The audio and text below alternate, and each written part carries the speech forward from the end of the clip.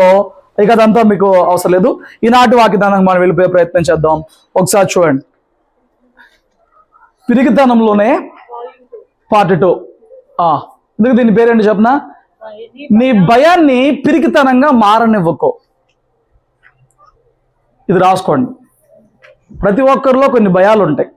ఉంటాయా ఉండవా? చూడండి, భయమే లేనివాడు మనిషి కాదు. భయం ఉండాలి. ఏ విషయాల్లో భయం ఉండాలంటే తప్పు చేస్తున్నామని పరిశుద్ధమైన భయం అయితే ఉండాలి. కానీ కొంతమందికి తప్పు చేస్తానికి ధైర్యంగా చేస్తారు, కానీ వాళ్ళ జీవితంలో ఒక విలువైన పని చేయాల్సి వచ్చినప్పుడు వాళ్ళు నిలబడి ఒక స్థిరమైన పని చేయాల్సి వచ్చినప్పుడు మాత్రం భయపడిపోతూ ఉంటారు. నా మాట చాలా జాగ్రత్తగా అర్థం చేసుకోండి. ఆ భయాన్ని మనం జయించగలగాలి మొదట్లోనే. భయాన్ని ఎప్పుడైతే మొదటే జయించలేకపోతామో నీ భయము పిరికితనంగా మారిపోద్ది. అయ్యా వింటున్నారా? భయాన్ని అధిగమించి జయించాలి, కానీ భయాన్ని ఎప్పుడు పిరికితనంగా మారనివ్వకో. హల్లెలూయా. చూడండి, పిరికితనం గురించి మరింత లోతుగా మొన్న చెప్పిన మాటలే మరింత లోతుగా ఒక విషయాన్ని చెప్తాను. ఒకసారి చూడండి, భయానికి పూర్తిగా లొంగిపోయి చేయాల్సిన సరైన పనిని చేయకుండా తప్పించుకోవడాన్ని లేదా బాధ్యత నుండి పారిపోవడాన్ని పిరికితనం అంటారు. స్తోత్రం చెప్దామా? చూడండి, ఇప్పుడు ఎప్పుడైతే మనకు భయం ఉంటుందో, ఇందులో చెప్పిన భయాన్ని ఎలా మారనివద్దు? సో నేను వింటున్నావా? చూడు, భయాన్ని ఎలా మారనివద్దు? పిరికితనంగా. నీ భయాన్ని పిరికితనం దాకా తీసుకురానివద్దు. ఎప్పుడైతే నువ్వు భయానికి లొంగిపోతావో, భయానికి ఏమవ్వకూడదు. మనం చేయాల్సిన పనుల నుంచి పదే పదే తప్పించుకుంటామో, భయముతో ఆ చేయాల్సిన పనిని చేయకుండా తప్పించుకోవడం, ఆ పని అని తెలవంగానే పదే పదే దాని నుంచి దూరంగా పారిపోవడమే పిరికితనం. మాటలు మీకు అర్థమవుతున్నాయా? ఆ పని నుంచి పారిపోవడమే పిరికితనం. స్తోత్రం చెప్పు. చూడండి, ఇంకొంచెం వివరంగా చెప్పాలంటే భయం పిరికితనంగా ఎప్పుడు మారిద్దంటే, భయము పిరికితనంగా ఎప్పుడు మారుతుందనంటే, ఒకసారి చూడు, నువ్వు ఎప్పుడైతే భయానికి లొంగిపోతావో, అంటే నీకు వచ్చిన భయం ఉన్నప్పుడు ఇదేమీ కాదు, దేవుడు నాతో ఉన్నాడు, నేను చేయగలను, నేను ఎదిరించగలను, నేను దాటుకుని వెళ్ళగలను అనే ధైర్యం లేకుండా ఎదురొచ్చిన పరిస్థితికి నువ్వు ఎప్పుడైతే భయం వచ్చినప్పుడు లొంగిపోతావో ఆ భయమే పిరికితనాన్ని మారిపోద్ది. చూడండి, భయం కలిగినప్పుడు దాన్ని ఎదుర్కోకుండా ఆ పరిస్థితిని పదే పదే పారిపోవడం అలవాటుగా చేసుకుంటే ఆ ప్రవర్తనే కాలక్రమేణా పిరికితనంగా మారిపోతుంది. ఇప్పుడు ఇక్కడ 8 మంది ఉన్నారు. పరిశుద్ధమండి, ఇదిగో ప్రార్థన చెయ్యి అని చెప్పని మైకి ఇచ్చాను. కొత్తగా వచ్చిన మనిషి అనుకో, అందరిలో కొంచెం భయంగా ఉంది, చేయలేను అని చెప్పని ఫైన్, ఏదో కొత్త కాబట్టి ఆవిడని అలాగా మనము వదిలేయచ్చు. నువ్వు దేవుని మందిరానికి వస్తూ ఇన్నాళ్ళు అయిపోయిన తర్వాత కూడా మైక్ అంటే నేను పాడను, మైక్ అనగా నేను ప్రార్థన చేయను, వాక్యం చదవ నేను చదవలేను అంటే కొత్తలో భయం ఉండొచ్చు, కానీ నువ్వు ప్రాంతానికి అలవాటు పడుతున్నావుగా, ఆ మనుషులకు అలవాటు పడుతున్నావుగా, ఆ పరిస్థితికి అలవాటు పడుతున్నావు కదా, అయినా పారిపోతున్నానంటే అదే పెరుగుతాను. అది భయం కాదిక. కొత్తలో కొంచెం ఆ పరిస్థితికి అలవాటు పడటానికి అందరికీ భయమేనండి. ఇప్పుడు చూడు, కొత్తలో స్కూల్కి తీసుకెళ్ళి కూర్చోబెట్టేవారినన్నా వాళ్ళు ఏం చేస్తారు? వాళ్ళకి అదొక భయం. ఇప్పుడు దాకా మా అమ్మ నాన్నతో ఉందని ఈడెవడో అయ్యి అంటున్నాడు, వీళ్ళెవరు, కాస్త భయం. ఆ భయము కొన్ని రోజులకి ఆ పరిస్థితిని బట్టి వాళ్ళకి ధైర్యంగా మారిపోవాలి. పిల్లలందరికీ అట్లా మారిపోద్ది. కానీ విచారం ఏంటంటే పిల్లలకి అది మారిద్దిలే, కానీ కొంతమంది పెద్ద అయిపోయినాక వాళ్ళ వ్యక్తిత్వం బిల్డ్ అయిపోయినాక కొన్నిటికి భయపడిపోతూనే ఉంటారు, కొన్నిటిని ఎదుర్కోలేరు. ఏంటా భయం? మొన్న ఎక్కడికి వెళ్ళామండి, వెళ్ళినప్పుడు ఇదే రైల్వే స్టేషన్లో అదేమంటారు, ఎక్సలేటర్ ఏదో ఉంటుంది కదా, మెట్లన్నీ పైకి వెళ్తా ఉంటాయి. సరే, కొత్తలో ఒకసారి నీకు ఎక్కడానికి భయం వేసింది. ప్రతిసారి నీకు భయమేనంటే నీతో పాటు పక్కన మెట్లట్టు ఎక్కుతాడు. నువ్వు ఒక్కసారన్నా డేర్ చేసి ఒక కాలు ముందుకు వేస్తేనే కదా, ఒక కాలేసి ఇంకో కాలు ఆకుని పైకి వెళ్తేనే కదా. 10 సార్లు చూసినప్పుడు నా వల్ల కాదు. ఏమండి, లిఫ్ట్ ఉంటుంది, లిఫ్ట్లో వెళ్ళినప్పుడు అది డింగుని కొంచెం కదిలినప్పుడు సమ్ వాట్ కొంచెం ఎంత బలాఢ్యుడికైనా సమ్ వాట్ కదులుతున్నామనే ఒక ఫీలింగ్ వచ్చింది. వచ్చినప్పుడే 2 సెకండ్లు అయితే నేను పై ఫ్లోర్కి వెళ్ళిపోతానని చెప్పని తమాయించుకోవడం రావాలి. ఆ ఉన్న పరిస్థితిని, ఉన్న భయాన్ని అధిగమించుకోవడం రావాలి. నేను ఎక్సలేటర్ ఎక్కను, నేను లిఫ్ట్ ఎక్కను, నాతో పాటు నువ్వు సచ్చినట్లుగా ఆ మెట్లు ఎక్కాల్సింది అంటే పక్కనోడు ఎంతవరకు ఎదుగుతారండి.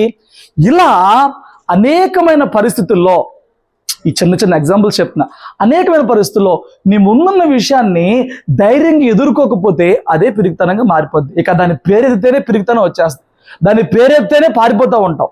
ఆ పరిస్థితి నీకు ఎప్పుడు కూడా రాకూడదు. భయానికి లొంగిపోవడమే పిరిగితనం. అంటే ఈ భయాన్ని ఎదుర్కొనే ఆ ధైర్యం లేనప్పుడు, ఎదుర్కోకుండా తప్పించుకున్నప్పుడే భయం పిరిగితనంగా నీ జీవితంలో మారిపోద్ది. ఇంకొక విషయం చెప్తా, ఎప్పుడైతే నీ జీవితంలో ఆత్మవిశ్వాసం ఉండదో, నేను చేయగలను, ఇదేమీ కాదు, ఇది అందరి జీవితంలో వచ్చేదే, అందరికీ ఉండే పరిస్థితే, నా జీవితంలోనే కాదు అందరికీ వచ్చేదే, అందరూ ఎలాగైతే జయించారో నేను అలా జయించగలను, మాటలు మీకు అర్థమవుతున్నాయా? ఒక సమస్యను ఎదుర్కొనే సామర్థ్యం లేదు అని పదే అనుకోండి. ఎవరు చెప్పారు? అసలు దేవుడు మనకు ఒక సమస్య పంపించేటప్పుడే ఆ సమస్యను ఎదుర్కొనడానికి కావాల్సిన సామర్థ్యం కూడా మనకి ఇస్తాడు. జీవితంలో నీకు ఒక్కరికే ఆ పరిస్థితి రాలేదని కూడా గుర్తుపెట్టుకోవాలి. ఎందరో దాటారు, నీ వెనకమాల ఎందరో ఉన్నారు, ఇప్పుడు నువ్వు ఉన్నావు, అంతే తేడా. నీ ముందు ఎందరో పరిస్థితులు దాటారు. స్తోత్రం చెప్పు. ముందు దాటేసుకొని ధైర్యంగా మాట్లాడతాడు, వెనకమాల ఉన్నాడు అప్పుడు వచ్చినప్పుడు చూద్దాలే అంటాడు. ఆ ప్లేస్లో ఉన్నాడు మాత్రం ఏం చేయాలి? ఆ ప్లేస్లో ఉన్నాడు ఏం చేయాలి? ఇప్పుడు నేను ఉన్నాను, నేను 10th చదివా, బీటెక్ చదివా, నేను అంటాను ఏం కాదు మామూలే, టెన్షన్ పడక్కర్లా అని అంటాను. వెనకమాల ఉన్నాడు నేను ఇంకా ఇంటర్ రాలేదు అప్పుడు చూద్దాం అంటాడు, నేను ఇంకా 10th రాలేదు అప్పుడు చూద్దాం అంటాడు. అక్కడ ఉన్నాడు ఏమనుకోవాలి? నా ముందు అందరూ దాటి వెళ్ళిపోయారు. మాకు 7th పబ్లిక్ అలాగే అనిపించింది. మాకు 7th పబ్లిక్ ఉంది, నేను 7th దాటినా పబ్లిక్ తీశారు, పబ్లిక్ ఎగ్జామ్ తీశారు. అప్పుడు మరీ చిన్న వయసు కదా, భయం వచ్చేది. అప్పుడు ఒకటే, నా ముందు అందరూ దాటారు, ఎనమందులోకి దాని బాధ తెలియదు, మనం ఉన్నాం, మన ప్రయత్నం మనం చెయ్యాలి. నేను చేయగలను. ఎందరో చేసినప్పుడు నేను ఎందుకు చేయలేను? నా వల్ల అవుతుంది. ఆ విశ్వాసం లేకపోతే ఆ భయం పిరిగితనంగా మారిపోద్ది. ఆత్మవిశ్వాసం లేకపోతే ఆ భయమే, చేయలేదు అనుకునే భయమే పిరిగితనంగా మారిపోతుంది. ఈ విషయాల్లో కొంతమందిని మోటివేట్ చేస్తే పని అయ్యిద్ది. వాడు భయపడుతున్నప్పుడు ఏం కాదు, ధైర్యంగా ఉండు, మోటివేట్ చేస్తే పని అయిపోద్ది. ముందు విషయంలో ఈ విషయంలో కూడా భయంతో ఉన్నవాడిని, విశ్వాసంలో బలహీనంగా ఉన్నవాడిని మోటివేట్ చేస్తే, ఎంకరేజ్ చేస్తే పని అయిపోద్ది. కానీ ఈ ప్రాబ్లం ఉన్నవాడిని మాత్రం ఏం చేయలేం. ఏంటో చెప్పనా? ఊహాజనిత భయాలు. మొన్న ఒక అమ్మాయి 10th క్లాస్ ఎగ్జామ్ రాసింది. ఒక 2-3 రోజుల్లో రిజల్ట్స్ వస్తాయి. దగ్గర పడే కొద్దీ టెన్షన్ ఎక్కువైపోయింది. ఆ పురుగుల ముందే తాగి చచ్చిపోయింది. ఏంట్రా బాబు అని అంటే, నాకు భయం వేస్తుంది, నేను ఫెయిల్ అయిపోతానేమో, ఫెయిల్ అయితే నేను తట్టుకోలేను అని రాసి చచ్చిపోయింది. చనిపోయింది. కార్యక్రమం చేశారు, రిజల్ట్స్ వచ్చినాయి. తీరా చూస్తే ఆ అమ్మాయికి 480 మార్క్స్ వచ్చినాయి, 480 మార్కులు వచ్చినాయి. మరి ఎందుకు చచ్చిపోయింది ఆ పిల్ల? ఊహ ఏమో, రోడ్డు మీదకి వెళ్తే బస్సు వచ్చి గుద్దేద్దామో, ఇంట్లో ఉంటే పాము వచ్చి కరిచేద్దామో, కళ్ళు మూసుకుంటే దెయ్యం వచ్చి మింగేద్దామో, ఏంటో ప్రపంచంలో ఎవరికి రా, వీళ్ళకి వస్తాయి ఆ భయాలన్నీ. వాస్తవంగా జరగని నష్టం గురించి లేదా ఇతరులు ఏమనుకుంటారనే విషయం గురించి అతిగా ఊహించుకుని భయపడడం వల్ల మనిషి పిరిగివాడుగా మారుతాడు. ఆ మాటలు మీకు అర్థమవుతున్నాయా? స్తోత్రం చెప్పండి. నీ భయం పిరిగితనంగా ఎప్పుడు మారిద్ది? మొదటిది, పదే పారిపోతూ ఉన్నావు అనుకో, ఈ పరిస్థితి వచ్చింది, ముందు జయించుకుని ముందుకెళ్ళాలనే మనసు లేకుండా పారిపోతున్నావు అనుకో, ఆ భయం పిరిగితనంగా మారిపోద్ది. 2, నీ మీద నీకు కాన్ఫిడెన్స్ లేకపోతే, నీ మీద నీకు లేకపోతే ఎవడి మీద ఉండాలి? ఏమండి? కాన్ఫిడెన్స్ ఉంటే దేవుడి మీద, తర్వాత నీ మీదే ఉండాలి, ఎవడి మీద కాదు. నేను చేయగలను, నా దేవుడు చేపిస్తాడు, నేను చేతకాని వాడిగా ఉండను, నేను సమర్థుడిని, నా దేవుడు సమర్థుడు. విశ్వాసం ఉంటే ఎప్పుడు పిరికొడిగా మారు. ఇది కష్టం, ఆ రెండు సరి చేయగలరు, ఇది కష్టం. ఊహ, ఇప్పుడు నీ ఊహల్లో ఏముందో నాకేం తెలుసు? ఆ పిల్ల మామూలుగానే రోజు లేవుతుంది, రోజు టిఫిన్ చేస్తుంది, రోజు ఆనందం ఉంటుంది, రోజు బాగానే ఉంటుంది. సడన్గా ఆ లోపల ఒకటి ఊహించుకుంటుంది. ఈ రోజున ఈ మూడోది ఒకవేళ నీ జీవితంలో ఉందేమో జాగ్రత్త. ఏంటిది? ఊహించుకుంటావు. ఏమో మా ఆయన ఎవరితోనన్నా ఏదన్నా రిలేషన్లో ఉన్నాడేమో. ఉన్నాడా నీకు తెలుసా? ఏమో. ఏమో అంటే ఏంటి? నీ బతుకు ఆ బ్రెయిన్ తీసుకెళ్ళి మ్యూజియంలో పెట్ట. ఏమో అంటే రుజువు ఉన్నదానికి రుజువు ఉందని చెప్పి దాని మీద బాధపడాను. ఏమో ఏమో అని అంటే నేను అంటారు ఏమో రేపు పోతామేమో. అసలు ఏది మనకు గ్యారెంటీ లేదు కదా. ఏమో ఏమో ఎందుకు? జరిగిద్దేమో. ఏమండి? ఏమో అని అంటే పెళ్లి చేసుకోవడం ఎందుకు, పిల్లల్ని కంటం ఎందుకు, వాళ్ళని చదివిస్తాం ఎందుకు? ఏమో వాళ్ళు చదువుతారో చదువుతారు, ఎందుకు ఇంటికాడ ఉంచి పడేసి, వాళ్ళు చదివి జాబ్ చేస్తారో చేరు ఉంచి పడేసి ఇంటికాడే. కొన్నిట్లో ఆశ ఉన్నప్పుడు అన్నిట్లోనూ ఆశ ఎందుకు రాదు నీకు? కొన్నిట్లో ఆశ కనపడుతున్నప్పుడు అన్నిట్లో ఎందుకు రాదు నీకు? ఊహలో బతమాక, పిచ్చి పిచ్చి ఊహలతో, పిచ్చి పిచ్చి ఆలోచనలతో విలువైన భవిష్యత్తును ఎప్పుడు కూడా పాడు చేసుకోమాక. హల్లెలూయా. ఎలాంటి పరిస్థితుల్లో కూడా నువ్వు నిలబడితే నీ దేవుడు ఎప్పుడూ కూడా నిన్ను ముందుండి నడిపిస్తాడు. పిరికితనంగా ఉండటానికి దేవుడు మనల్ని పిలవలేదు. మన దేవుడు పిరికి వారిని వాడుకునే దేవుడు కాదు. కానీ ఎవరైతే తన యందు విశ్వాసం ఉంచుతారో, ఎవరైతే దేవుడు తమతో ఉన్నాడని తాము చేయగలమని నమ్ముతారో వారి ద్వారా కార్యాలు జరిగించే దేవుడుగా ఉన్నాడు. చూడండి, నేను కొంచెం ముందుకెళ్దాం. 1వ రాజుల గ్రంథము 18. మీరు ఏం చదవక్కర్లు, మొత్తం ఇక్కడ డిస్ప్లే చేస్తాను, ఇక్కడ చదువుకుందాం. మీరు నోట్ చేసుకునే వాళ్ళు ఉంటే నోట్ చేసుకోండి. 1వ రాజుల గ్రంథము 18, 7వ వచనం నుంచి 16. చాలా అవసరం అండి. ఇక్కడ చాలా వచనాలు ఇక్కడే ఉంటాయి, తర్వాత ఇంకా వచనాలు పెద్దగా ఉండవు. చాలా జాగ్రత్త చూడండి. 7వ వచనం. ఒబద్యా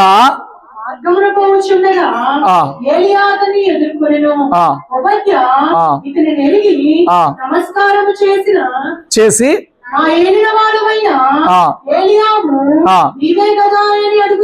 గుర్తొచ్చింది స్టోరీ. ఎక్కడదో ఎక్కడిది? ఇది ఎక్కడిది? 3.5 సంవత్సరాల కరువు తర్వాత నేను వర్షం కురిపిస్తాను, ఇజ్రాయెల్ దర్శించబోతున్నాను, నువ్వు వెళ్ళి అహాబుకి ఆ మాట చెప్పు కనపడానంటే ఏలియా ఇటు నుంచి బయలుదేరాడు. ఆహాబు గృహ నిర్వాహకుడైన ఒబద్యా, భయభక్తులు కలిగిన ఒబద్యా. ఈ ఒబద్యానేమో ఎక్కడో నీళ్లు దొరుకుతాయా అని చెప్పి అటు నుంచి బయలుదేరాడు. ఆహాబు వేరే మార్గంలో వెళ్ళిపోయాడు. ఇటు నుంచి ఏలియా, అటు నుంచి ఒబద్యా ఎదురు బదురు పడ్డారు. ఇప్పుడు ఈ ఒబద్యా ఏలియాని చూసి, ఏలియా నువ్వే కదా అని చెప్పి అన్నాడు, నమస్కారం చేశాడు. తర్వాత చూడండి, అతడు నేనే అని చెప్పి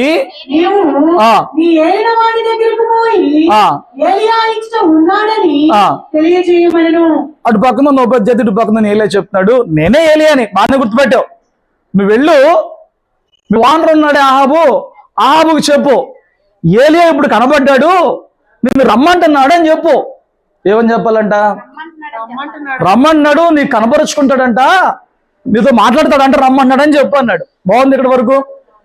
సరే, దానికి చూడండి. అందుకు నేను చావవలనని ఈ దాసుడనైన నన్ను అహాబు చేతికి నీవు అప్పగింపలేదా? నేను చేసిన పాపమేమి? చూడండి, ఈయన చెప్పింది ఏంటి? ఏలియా ఇక్కడ ఉన్నాడని చెప్పరా బాబు అన్నాడు. ఈయన రిప్లై ఏంటి? ఉపజేయమంటున్నాడు. అమ్మా నన్ను చంపేద్దాం అనుకుంటున్నావా? అసలు ఆయన చెప్పిందా నువ్వు చెప్పేదానికి సంబంధం ఏంటి? సంబంధం ఏంటనంటే, ఇందాడు చెప్పిన ఆఖరి మాట ఊహాజనితమైన భయాలు, ఊహించుకునే భయాలు. వాస్తవం వేరు, దేవుని వాస్తవం వేరు, సామాజికంగా ఉన్న వాస్తవం వేరు. వీడి ఊహ వేరు, వీడు అంతా డిఫరెంట్గా ఉంటారన్నమాట. ఈ డిఫరెంట్గా ఉండే వాళ్ళు ఎలా ఆలోచన చేస్తారు? ఈయన అన్నాడు కేవలం నువ్వు వెళ్ళి మీ ఓనర్ చెప్పు అన్నాడు. ఈయన అంటాడు నేను చంపేస్తావా అన్నాడు. ఎందుకంట? ఇప్పుడు చూడు, ఈ దేవుడైన యెహోవా జీవముతోడు నిన్ను చిక్కించుకొనవలెనని నా ఏలినవాడు దూతలను పంపించని జనమొకటైనను లేదు, రాజ్యమొకటైనను లేదు, అతడు ఇక్కడ లేడనియు అతన్ని చూడలేదనియు వారు ఆయా జనముల చేతను రాజ్యముల చేతను ప్రమాణము చేయించు. ఇప్పుడు ఏమంటున్నాడు? నిన్ను వెతుకుతూ మా ఓనర్ ఇప్పుడు దాకా పడన కష్టం లేదు, చుట్టుపక్కల అన్ని దేశాలకి నిన్ను వెతకడానికి పంపించాడు జనాల్ని. ప్రతి చోట కూడా నువ్వు లేవనే సమాధానం చెప్పారు. సరే ఇప్పుడు దానికి నువ్వు ఎందుకు చచ్చిపోవాలి? ఇంకా చూడు మ్యాటర్ వచ్చింది. నీవు నీ ఏలిన వాడిని చెందుకు పోయి ఏలియా ఇచ్చట ఉన్నాడని చెప్పమని నాకు ఆజ్ఞ ఇచ్చుచున్నావే. నాకు అలా ఆజ్ఞ ఇస్తున్నావే. అయితే నేను నీ యొద్ద నుండి పో క్షణమంతే యెహోవా ఆత్మ నాకు తెలియని స్థలములకు నిన్ను కొంచెం. ఇప్పుడు ఈయన బాధ ఏంటంట, ఏలియా గారికి ఉన్న గొప్ప వరం ఏంటనంటే, ఏలియా గారికి ఉన్న గొప్ప సామర్థ్యం ఏంటనంటే, అతడు ఇప్పుడేదో చెప్తున్నారు ఫ్లయింగ్ సాసర్లని, ఎగిరే కార్లు వస్తాయని చెప్తున్నారు. వీటి గొడవ నాకు తెలియదులే కానీ ఏలియా గారి మీద ఉన్న దేవుని ఆత్మశక్తి ఎలాంటిదనంటే, అతడు బలముగా దేవుని ఆత్మచేత నింపబడినప్పుడు సంసోను 1000 మందిని చంపేయగలడు. అతనికి సామర్థ్యం అదైతే ఏలియా మీద ఉన్న ఆత్మ ప్రభావం చేత ఏలియా ఇక్కడ నుంచి అమాంతం ఎగిరి వేరే ఒక ప్రాంతం ల్యాండ్ అవుతాడు. ఏలియాకి దేవుడు ఇచ్చే సామర్థ్యం అలాంటిది. మాట మీకు అర్థమైందా? యెహోవా ఆత్మ నాకు తెలియని నేను కొంచెం పోవును, అమాంతం ఇక్కడ లెగిసి ఆ ఆత్మ చేత వేరే చోట ల్యాండ్ అవుతాడు. ఆ సామర్థ్యం ఏలియాకుంది. ఇప్పుడు ఈరేమనుకుంటున్నాడు, నువ్వు ఇక్కడ ఉన్నానని చెప్పమన్నావు, నేను ఆ టెల్లిట్ వచ్చేలోపు దేవుని ఆత్మ నిన్ను ఇక్కడి నుంచి తీసుకుని వెళ్ళి వేరే చోట నిలబెడతాడు. అప్పుడేమైద్ది, నా యజమానుడు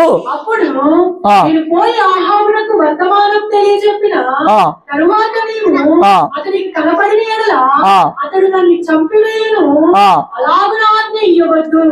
ఈ రాజుడైన నేను బాల్యము నుండి యెహోవా యందు భయభక్తులు నిలిపిన వాడను. అసలు మీకు ఏమన్నా అర్థం అవుతుందా? అతను చెప్పింది ఏంటి, అతను చెప్పేది ఏంటి? కొంతమంది ఇలా ఉంటారు, ఏదో చెబుతాం, ఇది చేయబోతున్నాం, ఇది జరగబోతుంది, లేకపోతే గవర్నమెంట్ ఈ నిర్ణయం తీసుకోబోతుంది, ఏదో జీవో వస్తుంది, ఏదో ఒకటి చెప్తారు. అసలు అటు పక్కన ఉన్న ఉద్దేశం వేరు, వీళ్ళు ఊహించుకుని మొదలెట్టేది వేరు. ఈ ఓబాజీ ఏమంటాడు, అయ్యా నువ్వు బాగానే నన్ను వెళ్ళమంటున్నావు మా ఓనర్ దగ్గరికి, నేను వెళ్ళొచ్చేలోపు నువ్వు ఇక్కడ ఉండవు, మరి మా ఓనర్ అంటాడు నువ్వు నాతో అబద్ధాలు చెప్తున్నావా, నువ్వు నాకు ఈ మాటల ద్వారా నన్ను మోసం చేస్తున్నావు అని చెప్పి మా ఓనర్ వచ్చి నన్ను చంపేస్తాను, నేను ఏం చేయాలి అంటున్నాడు. దానికి ఏలియా సమాధానం ఏంటంటే, చూడండి ఇంకేంటంట, అక్కర్లేని చూడండి ఇంకేంటంట అంటాడు, నన్ను చంపేస్తానికి నేనేమన్నా దేవునికి విరోధమైన వాడినా? యెజెబెలు దేవుని ప్రవక్తలు చంపేస్తున్నప్పుడు ఒక గుహలో 50 మందిని, మరో గుహలో 50 మందిని పెట్టి రాజు ఇంట్లో ఉంటూ రాజుకు తెలియకుండా 100 మందిని పోషించాను నేను. నాలాంటి వాడిని చంపేస్తావా? ఎంత దూరం తీసుకెళ్తున్నాడు చూడండి, ఎక్కడి నుంచి అక్కడ తీసుకెళ్తున్నాడు. ఆయన అన్న మీ వానరు పట్టురారా అన్నాడు. ఈయన ఎంత దూరం చెప్తున్నాడు, నేను మంచోడిని, నేను భక్తిపరుణ్ణి, నువ్వు వెళ్ళిపోతావు, మా వానరు నన్ను చంపేస్తాడు. ఏంటి గోలా? స్తోత్రం చెప్పు. చూడండి ఏలియా దగ్గర బతిలాడుకుంటున్నాడు, అయ్యా అయ్యా నేను మా వానర్ దగ్గరికి వెళ్ళి పిలుచుకురాను. ఇదంతా ఏంటంటే ఊహించుకుంటున్నాడు తప్ప వాస్తవం వేరు. ఒకటి గుర్తుపెట్టుకో, దేవుడు కానీ ఏమండి దేవుని వాక్యంగా ఒక మాట చెప్పినాక నువ్వు దానిని మించి ఊహించుకోవాల్సిన అవసరం ఏది కూడా లేదు. దేవుని మాట అవునంటే అవును, ఎప్పుడు కాకుండా పోదు. కాకపోతే ఎలా, చెయ్యకపోతే ఎలా, చేయకపోతే ఎలా అనేది ఈ దేశపు రాజులకైనా ఈ లోకపు రాజ్యాలకైనా ఉంటామో కానీ రాజులకు రాజైన ప్రభు ఒకసారి మాట ఇచ్చాడనంటే ఆ మాట విషయంలో నువ్వు సందేహించాల్సిన, ఊహించుకోవాల్సిన, భయపడాల్సిన అవసరం ఎప్పటికీ ఉండదు. హల్లెలూయా. కాబట్టి ఇక్కడ ఏలియా ఇతనికి చెప్తాడు, ఎవరి సన్నిధిని నేను నిలవబడి ఉన్నాను, ఇశ్రాయేలు దేవుడైన ఆ యెహోవా జీవముతోను నిజముగా ఈ దినమున నేను ఆహాబును దర్శించుదునని చెప్పుచున్నాను. అంతటా ఉపత్య ఆహాబును ఎదుర్కొనబోయి ఆ వర్తమానమును తెలియజేయగా ఏలియాను కలుసుకొనుటకై ఆహాబు బయలుదేరెను. ఇదంతా బానే ఉంది కదా. ఇతను భయపడ్డాడు, ఇతను ఓబద్యా. ఊహించుకోండి, ఎగ్జాక్ట్ గా కాదు. ఇతను ఓబద్యా, ఇతడు ఎవరు? కాస్త రగ్గు ఉందనంటే మనం ఏలియా అని అనుకోవచ్చు. ఏలియా చెప్తున్నాడు, దేవుని జీవముతోడు నువ్వు కంగారు పడాల్సిన అవసరం లేదు, నేను నిజంగా దర్శిస్తాను. ఇక్కడ ఒక విషయం చూడండి, ఇప్పుడు నేను ఒక ఆశ్చర్యకరమైన మాట చెప్తాను. ఇతను చెప్తున్నాడు, నేను మంచోడిని, యెజబెల్ ప్రవక్తలు చంపింది కానీ నేను ప్రవక్తలు బ్రతికిచ్చాను. యెజబెలు దేవుని దాసులనే కటాక్షం లేకుండా అందరిలో చంపేసింది. తెలిస్తే యెజబెల్ చంపేసింది అని తెలిసినా కూడా, నేను ఒకవేళ వారిని కాపాడుతున్నాను తెలిస్తే యెజబెల్ చంపేసింది అని చెప్పని తెలిసినా కూడా నేను దేవునికి భయపడి ప్రవక్తలు బ్రతకనిచ్చాను, తప్పించాను, పోషించాను అని చెప్తున్నాడు. మరి ఇన్ని ఉన్నప్పుడు ఏలియాను చూసిన భయపడాల్సిన అవసరం ఏంటి? అవసరం లేదు కదా. చూడండి, మీరు తీయక్కర్లా, రిఫరెన్స్ నోట్ చేసుకోండి. యోబు 4:6 ఇక్కడ ఓ మాట ఉంటుంది. ఏంటంట? నీ భక్తి నీకు ధైర్యం పుట్టింపదా? నీ భక్తి ధైర్యం పుట్టించుదా? నువ్వు ఇన్ని చేసావు కదా, ఎందుకు ఏలియా ద్వారా దేవుడిని చంపేస్తాడు? నువ్వు భక్తి చేస్తుంటే నువ్వు చేసిన భక్తికి అంత ధైర్యంగా ఉండాలి. నేను మిగతా వారిలా కాదు, నా దగ్గర దేవుని క్రియలు ఉన్నాయి. దేవుడు ఒకవేళ ఎవరికన్నా అన్యాయం చేస్తాడేమో, కానీ తన తన తన దాసుల్ని కాపాడింది నాకు న్యాయం చేస్తాడని చెప్పిన ధైర్యం నీలో ఉండాలా వద్దా? మాట్లాడరే. ఈ రోజున నువ్వు దేవుని యొద్దకు వచ్చి భయభక్తులుగా పాటిస్తున్నావనంటే దేవుడు ఎలాంటి వాడే అనంటే తన భక్తులకి ఏ మేలు కొదవ చేసేవాడు కాదు. సింహపు పిల్లలైనా లేమి గలవై ఆకలి కొంటాయేమో కానీ తన భక్తులకి ఏ మేలు తక్కువ చేసే దేవుడు మన దేవుడు కాదు. నువ్వు ధైర్యంగా ఉండొచ్చు భక్తి చేస్తే.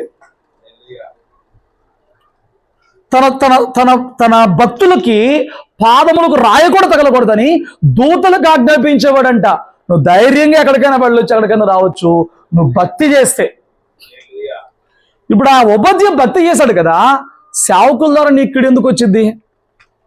పిచ్చి ఆలోచనలో, పిచ్చి ఊహ. ఈరోజు చాలా మంది భక్తి చేస్తారు కానీ నేను చేసిన భక్తి నా దేవుడు చూస్తున్నాడు కదా, నాకెందుకు నువ్వు చేస్తాడు? ధైర్యానికి రారండి. భక్తి ఉంది, విశ్వాసం లేదు, ఉపయోగం ఏంటి? చూడండి, నీ భక్తి నీకేం పుట్టించాలి? అలా పుట్టించాలంటే నీళ్ళు అసలు ఏముండాలి? ఉందా? భక్తి చేస్తే ధైర్యం వస్తుంది, మరి చేస్తున్నావా? మాట్లాడాలి. అంత చేసినోడే భయపడుతున్నాడు సేవకుడి దగ్గరకు వచ్చి, ఏమన్నా అయిపోతానేమో అని చెప్పని. ఇప్పుడు అతను భక్తితో పోల్చుకుంటే మన భక్తి ఎలాంటిది? ఏమండి? దేవుని కొరకు ఒక పక్క యెజబెలు దేవుని సేవకులు యెహోవా ప్రవక్తలు అనే పేరెత్తితేనే చంపేస్తున్నారంటే వారినే కాపాడాడు. ఎంత రిస్క్ చేయాలి ప్రాణాన్ని? నువ్వు దేవుని కోసం చేసిన రిస్క్ ఏంటి? నువ్వు దేవుని కోసం చేసిన పని ఏంటి? నువ్వు చేసిన భక్తి ఏంటి? అంత భక్తి చేసినోడు భయపడుతున్నాడు. సరే, భక్తి ఉంటే భయపడాల్సిన అవసరం లేదు, ధైర్యంగా ఉండొచ్చు అని చెప్పుకున్నాం. భక్తి చేసే ధైర్యం వస్తుంది, మరి భక్తి చేస్తున్నామా? భక్తి చేస్తున్నామా? చూడండి, కొన్ని విషయాలు అడుగుతాను, ఆ విషయాలు ఒకసారి కంపేర్ చేసుకొని నీలో భక్తి ఉందో లేదో కొన్ని పాయింట్లను ఒకసారి. నువ్వు నిత్యం మందిరానికి వచ్చి వాక్యం వింటున్నావు, కానీ పాటిస్తున్నావా? వినేవాడికి ధైర్యం రాదు ఏ పరిస్థితులైనా, విన్న వాక్య ప్రకారం జీవించేవాడికి ధైర్యం వచ్చింది. వినటం వేరు, పాటిస్తాం వేరు. వినడం వేరు, అందరూ వింటారు, దాన్ని జ్ఞాపకం ఉంచుకుని దాన్ని పాటించడం వేరు.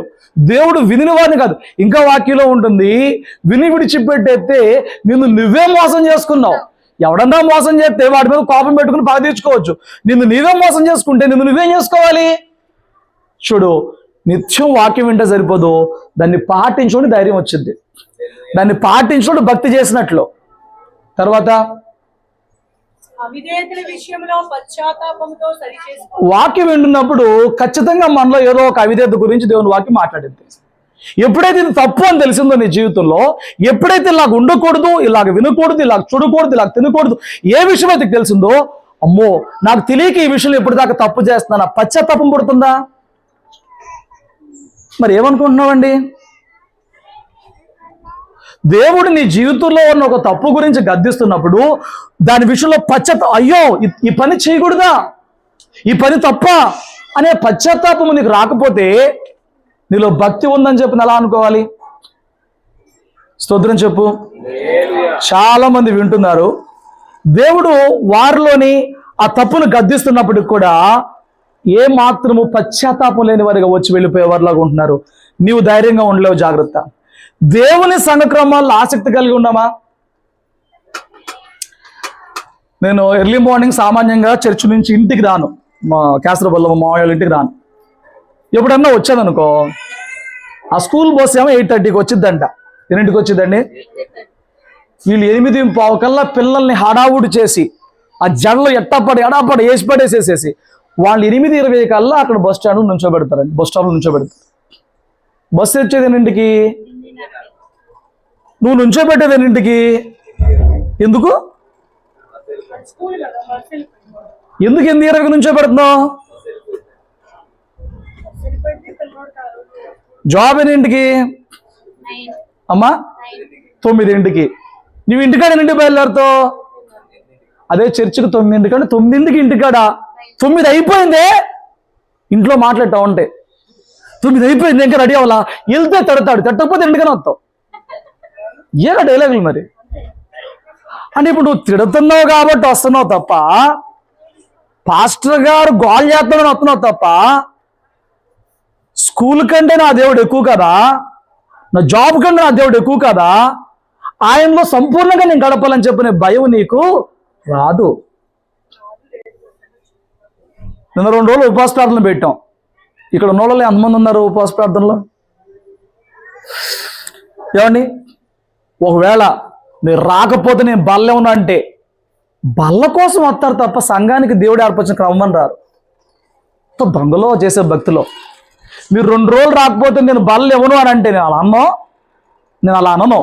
కానీ నీలో భక్తి ఏంటారంటే సంఘంలో ఒక క్రమం ఉంటే దాని విషయంలో ఆసక్తిగా ఉంటాం. దేవుడా అంటా ఉంటాం కాదు, ఆసక్తిగా ఉంటాం. భక్తి దేవుడి ఏర్పాటు లేకుండా, దేవుడి ప్రేరేపణ లేకుండా ఏ క్రమాలు కూడా ఏర్పరచం. ఖాళీగా ఉన్నామని పెట్టాలంటే నెలంతా పెట్టగలను. నేను ఖాళీ అనే పెట్టాలంటే నెలంతా పెట్టగలను. కాదే, బల్లకు ముందు 2 రోజులు ఎందుకు పెడుతున్నావు? ఏమో, ఒకవేళ నువ్వు ఏదైనా పశ్చాత్తపడతావేమో, నువ్వేమైనా గద్దించబడతావేమో, నువ్వేమైనా ఒక విషయాన్ని బట్టి సరి చేసుకుని దేవుని బల్లకు యోగ్యత సంపాదించుకుంటావేమో, ఒక పర్పస్ ఉందిగా. వినాలి. 2 రోజులు పెడితే ఎంతమంది ఉన్నారు ఇక్కడ? నేనేమో కేసరపల్లి నుంచి పగలంతా ఉపవాసం ఉండి పగలంతా వాక్యం చూసుకుని పరుగుని రావాలి. నేను వచ్చేటప్పటికి మొన్న 4 ఉన్నారు, నిన్న 4 ఉన్నారు. ఇవాళ ఏంటి? బల్ల కదా. నీ భక్తి నువ్వు ఎంత క్రమాల్లో ఆసక్తిగా ఉన్నావో దాన్ని బట్టి కనిపించిందండి. దీని ఒకదాన్ని బట్టి కదా, అన్నిటిని బట్టి. స్తోత్రం చెప్పు. చూడండి, సంఘ పరిచర్యలో సహకరిస్తున్నావా? మీరు గమనించలేదో, ఈ స్క్రీన్ కట్టే కాడి నుంచి, ఈ పట్టాలు వేసే కాడి నుంచి, ఆ కుర్చీలు వేసే కాడి నుంచి, వంటలు చేసే కాడి నుంచి, ఏమండి అంతా అయిపోయినాక మరలా కడిగి మళ్ళా చదివి బోల్డ్ పరిచర్య ఇక్కడ జరుగుతుంది. ఆ పరిచర్లు ఏమన్నా సహకరించే ప్రయత్నం చేస్తున్నావా? స్తోత్రం చెప్పు. లేకపోతే కమాండ్ గోనా, వచ్చామా, విన్నామా, ప్రార్థన చేపించుకున్నామా, వెళ్ళిపోయాం. మరి ఈ పరిచర్య అంతా ఎలా జరుగుతుంది? అసలు ఆలోచన వస్తుందా?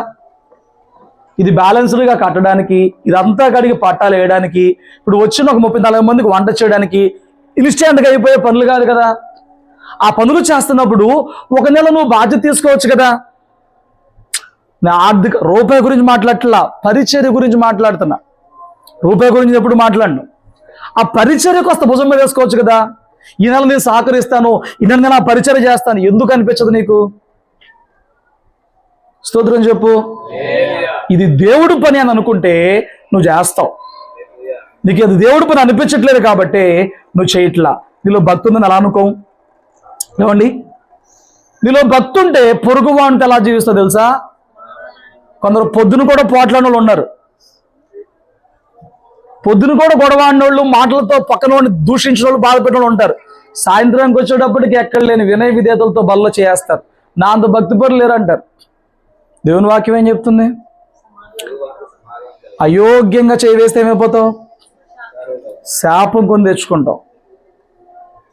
నీలో భక్తి ఉంటే ధైర్యం వచ్చింది. ఈ విషయాలు ఎలా ఉన్నాయి? ప్రార్థనలు ఆత్మ కొరకు బాలం కలిగి ఉన్నావా? ప్రార్థనంగానే కాసేపు స్తుతించడం ఇక మొదలెడతాం. అయ్యా నాకు ఇల్లు ఇవ్వు, అయ్యా నాకు డబ్బులు ఇవ్వు, అయ్యా నాకు ఉద్యోగం ఇవ్వు, అయ్యా నాకు ప్రమోషన్ ఇవ్వు. ఇదంతా బాగానే ఉంది అని నీతో పాటు రావు. ఒక్క ఆత్మ కొరకైనా కన్నీరు కాచే ప్రయత్నం చేస్తున్నావా? ఒక ఆత్మ గురించైనా చేతులెత్తే ప్రయత్నం చేస్తున్నావా? నీతో పాటు నీ సహోదరులు వస్తారు, నువ్వు సంపాదించుకున్న ఆత్మలు వస్తారు. హల్లెలూయా. నేను అంటున్నాను, భక్తి చేస్తే ధైర్యం వస్తుంది. వీటిలో ఏమన్నా కలిగి ఉన్నావా నేను భక్తి చేస్తానని చెప్పడానికి? ఆదివారం ఆనవాయితీగా వచ్చి వెళ్ళిపోవడం భక్తి కాదు. ఈరోజు బైబిల్ అక్కడ పడేస్తే మళ్ళీ వారం తర్వాత బైబిల్ తీయడం భక్తి కాదు. ఈ రోజు సేవకుడితో పాటు కళ్ళు మూసుకుని ప్రార్థనలు ఏకీపించి మళ్ళా వారం అంతా ప్రార్థనలు ఏకీపించబోవడం భక్తి కాదు. ఇక్కడ మాత్రం ఎక్కడ లేని దీనత్వం ప్రదర్శించి ఇంటికాడ మాత్రం చెంగులు దోపుకుని ఎగబడతాం భక్తి కాదు. ఏం చేస్తావు నువ్వు? దేవుడిని అంతరంగంలో కలగజేసే ధైర్యంతో ఈ లోకంలో ఉన్న పరిస్థితులను ఎదుర్కోవాలంటే భక్తి చేయాలి. భక్తి చేసేవాడు ధైర్యంగా జీవిస్తాడు. దేవుడు వాడి అంతరంగంలో ఇచ్చిన నింపుదలను బట్టి, ఆత్మశక్తిని బట్టి వాడు ధైర్యంగా ఎదుర్కొనే పరిస్థితులన్నింటినీ కూడా. కానీ ఈ రోజున ప్రతి చిన్నదానికి ప్రతి పెద్దానికి భయపడిపోతున్నావంటే, వచ్చిందంటే 1వ తారీఖు అమ్మో 1వ తారీఖు అంటావు. ఏంటి భయం? నీతిని రాజ్యాన్ని వెతికేవాడికి అన్నీ ఎవడంట, బట్ ఎందుకు భయపడుతున్నావు? భక్తి చేసేవాడు దేనికి భయపడ్డు, దేవుడు వాడికి సమకూరు జరిగిస్తాడు.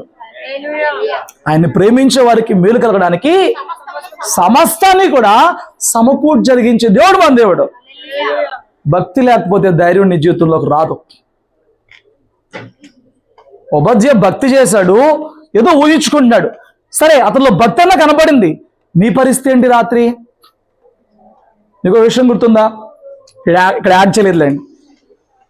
యెషయా ప్రవక్త వచ్చి నువ్వు చేస్తున్నావు అని ఒక వ్యక్తికి చెప్తాడు. ఎవరో చెప్తాడు? ఎవరో చెప్పాడు? హిజ్కియాకి చెప్పినప్పుడు హిజ్కియా ఏమంటాడు? గోడ తట్టు మోకం తిప్పుకుని కన్నీళ్లు కారుస్తూ యథార్థ హృదయముతో సత్యముతో, యథార్థతతోనంట సత్యముతోనంట నీ సన్నిధిలో ఎలా నడుచుకున్నానో జ్ఞాపకం చేసుకో అన్నాడు.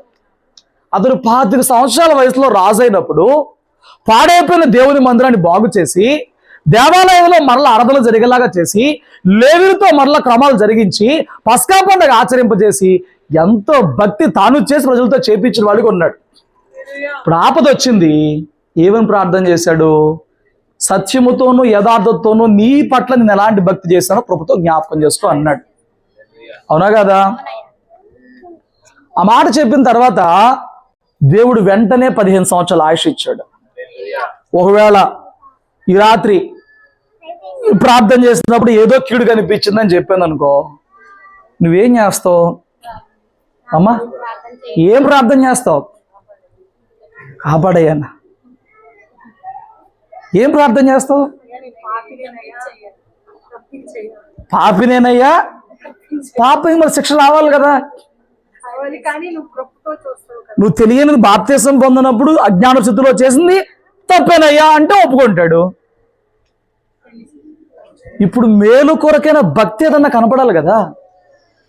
ఆ రోజున హిజ్కియా ప్రార్థన చేసినప్పుడు యెషయా తిరిగి వచ్చి 15 సంవత్సరాల ఆయుష్, చేసిన భక్తికి ఆయుష్ పొడిగించబడింది. చేసిన భక్తి ఆయుష్ పొడిగించబడింది. వృధాగా పోయిందా? మరి మన పరిస్థితి ఏంటి? భక్తి చేస్తే ధైర్యం వచ్చింది. కనీసం ఈ రోజైనా నీ భక్తిహీనపు స్థితి నుంచి భక్తి చేసే స్థితికి మార్చబడదుగాక. ఈ సంఘటన గుర్తుంది ఎక్కడదో?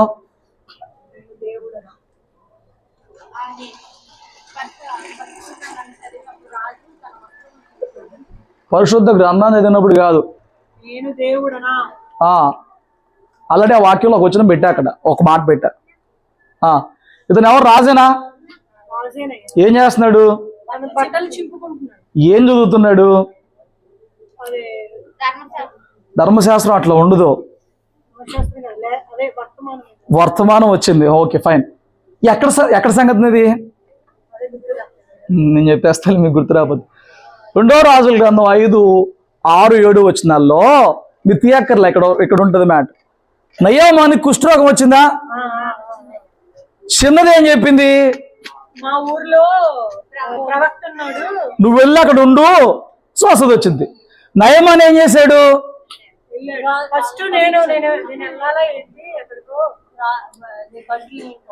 వాళ్ళ రాజు దగ్గరికి వెళ్ళి ఆ రాజుకు లెటర్ రాసి పెట్టు, నేను వెళ్తాను అతనికి చెప్పు అన్నాడు. ఆ లెటర్ వచ్చినప్పుడు జరిగిన సంఘటన ఇది. ఒకసారి చూడండి ఏం జరిగిందో. ఆ పత్రికలో ఉన్న సంగతి ఏమనగా, సేవకుడైన నయామానుకు కలిగిన కుష్ఠరోగమును నీవు బాగు చేయవలెనని ఈ పత్రికను అతని చేత నీకు పంపించి ఉన్నాను. అటు పక్కన రాజు, సిరియా రాజు ఇశ్రాయేల్ రాజుకి పత్రిక పంపించాడు. ఏమని? నా సేవకుడైన నయాము, యాక్చువల్లీ అతనికి రాయలా, ఎవరికి? సిరియా రాజుకి లెటర్ రాపేసి రాలా. నీ దగ్గర ప్రవక్త ఉన్నాడంట కదా, అతని దగ్గర నా ఓన్ పంపించని చెప్పడం రాక నువ్వే బాగు చేయని పంపించాడు. రైటింగ్ మిస్టేక్ అది. రాజునే నువ్వు బాగు చేయి అన్నాడు. ఈ చదవంగానే మనోడు ఆలోచన పోయింది. ఎందుకంటే సిరియా వాళ్ళ చేతిలో ఓడిపోతున్నారు. అప్పుడు సిరియా వాళ్ళు బలంగా ఉన్నారు.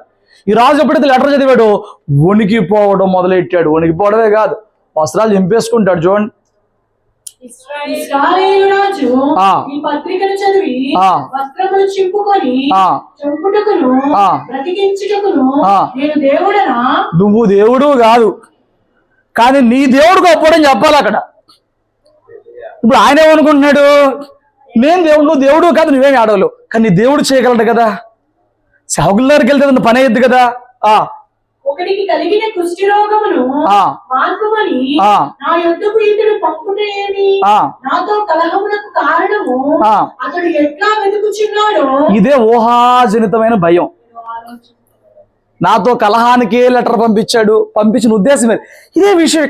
ఇక్కడ మెయిన్ పర్పస్ ఒకటి ఉంటుంది, మనం ఊహించుకునే వర్షన్ ఒకటి ఉంటుంది. లెటర్ ఎందుకు వచ్చింది వాస్తవానికి?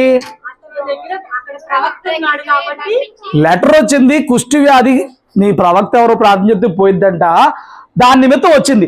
ఇప్పుడు ఇతనేమంటున్నాడు? నాతో కలహానికి, యుద్ధానికి కారణం వెతుకుతున్నాడు. నువ్వు అనుకుంటున్నావు, కానీ అతను యుద్ధానికి పంపించాడా? ఇదే బాధ. మన జీవితంలో ఎన్నో విషయాల్ని మనం ఊహించుకోవడం ఏదో అయిపోతుంది, ఏదో జరిగిపోతుంది, నా అనుమలు ఏదో చేసేస్తున్నారు, వీళ్ళు ఏదో నా అనుమలు మాట్లాడేసుకుంటున్నారు, అనేసుకుంటున్నారు. తెలిసిన విషయం వేరు, నువ్వు ఊహించుకునే విషయం వేరు. ఏమండి, ఇప్పుడు నేను చండన్న ఇక్కడ మాట్లాడుకుంటా పరిశుద్ధ మాండ్యాన్ని చూశాను. చూసానా? ఆవిడ చూసి మాట్లాడుకున్నానా?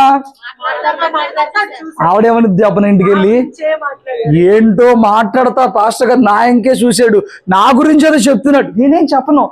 ఏ ఊహలో పిచ్చి వీటిల్లో కొన్ని భయాలు మనల్ని చాలా నష్టపరుస్తాయి. ఆ ఊహాజనితమైన భయాలే పిరికితనంగా మార్చబడతాయి. నేను చెప్పాను కదా, రిజల్ట్స్ రాకముందే ఆ పిల్ల ఏం చేసిందనంటే పుట్ల ముందు చచ్చిపోయిందంట. తీరా అసలేంట్రా అంటే 480 మార్క్స్ వచ్చినాయి, ఫస్ట్ క్లాసు. సరే, ఫెయిల్ అయినంత మాత్రం చనిపోవాల్సిన అవసరం ఉందా? లేదు, దేవుడు చూసుకుంటాడు. ఆ భయమే పిరికితనం. ఆ పిరికితనమే జీవితంలో అట్లా పాడు చేస్తుంది. ఇప్పుడు చూడు,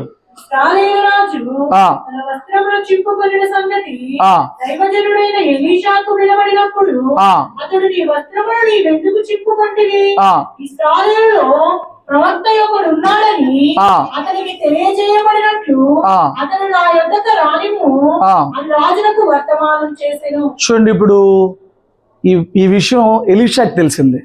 ఎలీషా అంటున్నాడు, నువ్వు వస్త్రాలు చింపుకోవాల్సినంత అవసరం వచ్చింది. తీవ్రమైన పరిస్థితులలో, భయంకరమైన పరిస్థితులలో, వేదనకరమైన పరిస్థితుల్లో వాళ్ళు వస్త్రాలు చించుకుంటారన్నమాట. బహు భయంకరమైన పరిస్థితి తప్ప కీడు నష్టం అన్నప్పుడు మాత్రమే వాళ్ళు వస్త్రాలు చింపుకుంటారు. అలాంటిది ఒక రాజు వస్త్రాలు చింపుకుంటే రాజ్యం అంతా భయపడిపోద్ది. రాజు కదా అతను. ఒకవేళ అట్నుంచే ఉన్న వస్త్రం నిలబడి ఏం కాదో మనం నిలబడతాం అని చెప్పాలి. హిజ్కియా కాలంలో కూడా అషూర్ రాజు వచ్చినప్పుడు వాళ్ళు ప్రగల్భాలు పలికి, ఏ దేవుడన్నా నేను యుద్ధానికి వెళ్ళినప్పుడు ఆ దేశాన్ని నా చేతుల నుంచి కాపాడ్డా, నీ దేవుడు మాత్రం కాపాడుతాడా అని చెబితే హిజ్కియా ఏం చేశాడు తెలుసా? వారికి మాంస సంబంధమైన మోహవి అండ, మనకు మన యుద్ధములు చేయడానికి మన దేవుడు అని యెహోవా అండ అని చెప్పాడు. అవునా కదా? ఇప్పుడు ఒక రాజుగా నువ్వేం చేయాలి? మ్యాటర్ ఒకవేళ భయంగా ఉన్నా నువ్వు నిలబడి ధైర్యపరచాలి. నువ్వే భయపడిపోతే ఏంటి? మిగతా వాళ్ళు ఏమైపోవాలి? ఒక నాయకుడుగా నువ్వు ఉన్నప్పుడు నీ ధైర్యం సాహసాలు ఎలా ఉండాలి? కుటుంబానికి నువ్వు నాయకుడు అయితే, కుటుంబానికి నువ్వు నాయకురాలు అయితే నీ ధైర్యం ఏ స్థాయిలో ఉండాలి? ఏమండి, ఆశ భయమున్న పరిస్థితుల్లో కూడా జయాన్ని తీసుకొచ్చింది. పిరికితనము జయం పొందుకోవాల్సిన రోజును కూడా నష్టాన్ని తీసుకొచ్చింది.